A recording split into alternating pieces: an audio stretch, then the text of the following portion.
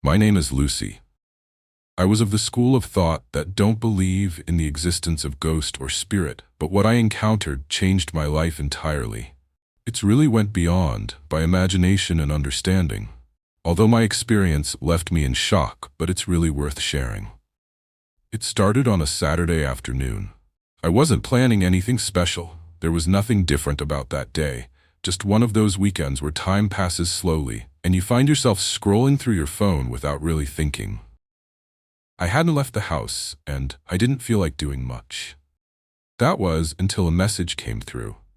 A friend in our group chat mentioned a night tour happening at Adelaide Gale.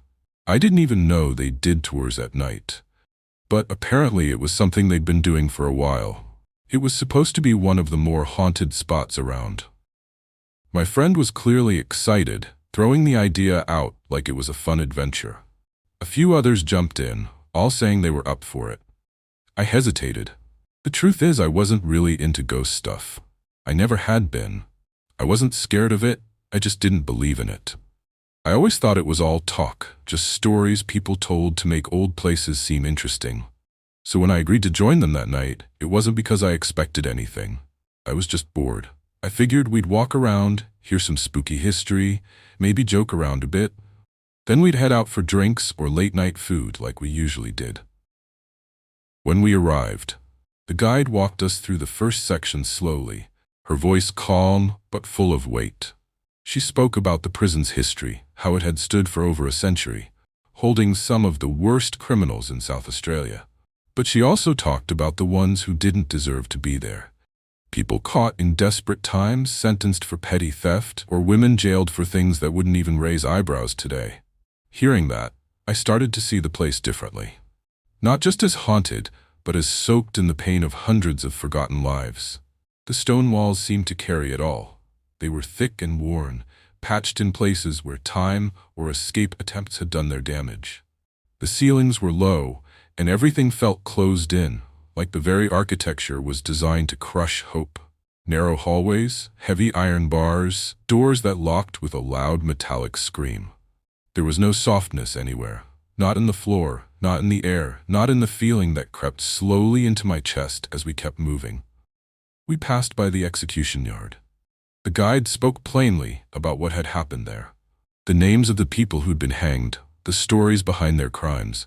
She even pointed out where the gallows used to be. It wasn't there anymore, but somehow the space still held the memory of it. I found myself staring at the bare ground, trying not to imagine what their final moments must have been like, but I did imagine it. I couldn't help it. She led us to one of the isolation cells next. There was a small opening in the door, just enough to slide food through. Inside it was pitch black. No windows, no light. The kind of room that wasn't built for punishment, but for complete erasure. I stood outside the door, staring in, and felt my heart tighten. This was where people were meant to disappear, to be forgotten even while they were still breathing. Before we were led into the deeper parts of the gaol, the guide stopped us in the main courtyard. It was open, with tall stone buildings circling us like giants. That's when she asked the question.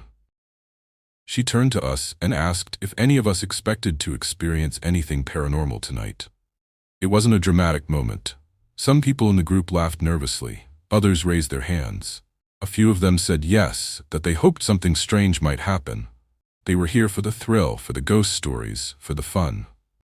I stayed quiet. I didn't believe in ghosts. I didn't expect anything. I was here out of boredom, not belief. If anything, I felt like I was wasting my time. But when I looked around after the question was asked, something shifted. As the tour took us deeper, the walls seemed to close in. The older wings of the gaol were made of thick, uneven stone. The temperature dropped the further we went, not by degrees but in a way that felt personal. We walked down one long corridor. It was lined with cell doors, each one identical. Iron bolts, rusted hinges, chipped paint. The guide asked us to walk slowly and listen. At first, it seemed like a strange request. But when we did, we heard the soft tap of footsteps behind us. I stopped and turned around more than once, expecting to see someone else following behind. Each time there was no one, just a corridor, stretching out behind us, dark and quiet. Somewhere along that hallway, I began to feel watched. Not in a paranoid way. Not like when someone's staring at you on a train or from across a room. This felt deeper, like whatever was watching me had always been there, waiting. One of the others whispered that they could feel it too, that the hallway had a pulse. I didn't answer. I didn't want to feed into it, but deep down I agreed. At one point we stopped to let the guide explain something about the old punishment rooms. As she spoke, I leaned against the wall for support. It felt colder than the rest, like touching stone that had been buried in the ground. I pulled my hand away quickly. My fingertips tingled. I stayed close to the group after that. My feet felt heavy, and my chest wouldn't fully expand no matter how deep I breathed. I told myself it was just the atmosphere, just the setting, just the stories. But my body knew better. There's a moment when your body notices something before your mind does. A strange twitch in your skin, the tightening of your throat, the hairs on your arm standing up with no wind to explain it. That's what started happening to me the deeper we went into the prison. The group was quieter now.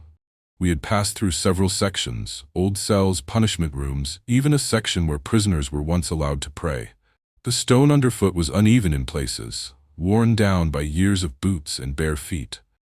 We were moving through a long corridor with tall ceilings and narrow walkways when I first began to hear it. Footsteps, not loud ones, just the soft, steady sound of someone walking behind us. At first, I thought it was someone from our group lagging behind. I turned around quickly, expecting to see one of the others, but there was no one. Everyone was ahead of me. The sound stopped when I turned. When I started walking again, it started too, just a half beat behind my own steps. My heart began to pick up, slow at first, then faster. I told myself it was the echo of my own feet. But I knew what that sounded like. This was different. I didn't say anything to the others. It felt strange enough inside my own head. But every time we turned a corner or entered a new hallway, I found myself glancing back. Then came the feeling of being watched. I remember stopping in front of a row of empty cells. The doors were open, swinging slightly, even though there was no breeze. I looked into one and felt my body pull back. Not because of what I saw, but because of what I felt. Like something was still inside that cell, staring right at me from the corner, silent and waiting. I stepped back quickly. The guide eventually stopped at a wide door with reinforced panels. She explained the lockdown challenge, an optional part of the tour where volunteers could step into one of the isolation cells alone and have the door closed for 5 minutes. People shifted nervously. Some laughed, unsure if they should go through with it. A few stepped forward with nervous excitement. I didn't move. From the moment the door creaked open, I felt the weight of it in my stomach. Something was wrong about the space beyond it. The cell looked ordinary enough. Plain walls, metal toilet, concrete floor. But the darkness inside didn't feel like any normal darkness. One of my friends went in. The door closed with a loud, echoing bang. We waited in silence. 5 minutes felt longer than it should have. When she came out, she laughed, but her eyes were wide. She said it felt like the room was breathing. Another person volunteered. I stepped back. When someone asked if I wanted to turn, I shook my head before they even finished the sentence. I didn't say no, I felt it. Every instinct told me not to go near that cell. Whatever was inside didn't want me in there, and I didn't want to test it. I found a spot at the edge of the hallway and stayed there. That same pressure returned, like an invisible barrier pushing me away. Not physically, but emotionally, spiritually, as if the cell itself had rejected me before I even entered. I stood there, alone for a moment, waiting for the others to finish the lockdown challenge. That's when it happened. I didn't see it all at once. There wasn't a shape walking toward me, no sudden scream or loud bang. It was slower. A crawling sense of something forming around me, an energy that began to thicken the air, like walking into invisible smoke. I stepped onto the bottom stair and my body froze. There was something above me. I couldn't explain how I knew. I just did. Something was there, not standing, not moving, but being, present, heavy, watching. I didn't look up at first. I couldn't. Every instinct told me not to. My legs locked, my throat dried up, my heartbeat slowed down, not out of calm, but as if something had pressed its hand against my chest. Then I looked. There was no face, not in the way people expect to see one, but there was presence. A figure, darker than the shadows it stood in. darker than the hallway behind it. It didn't have detail, it had force. The moment my eyes met the space where it stood, I felt it pour over me. A rush of cold, a deep gut-level terror that felt ancient. Not the fear of a jump scare. This was deeper, older. The rest of the tour felt different, distant, like I was walking through someone else's dream. The lights felt dimmer, the hallways longer, every sound was sharper, every whisper louder. People laughed, made small talk. Some talked about what they felt in the cells. One woman said she had felt cold hands on her shoulder.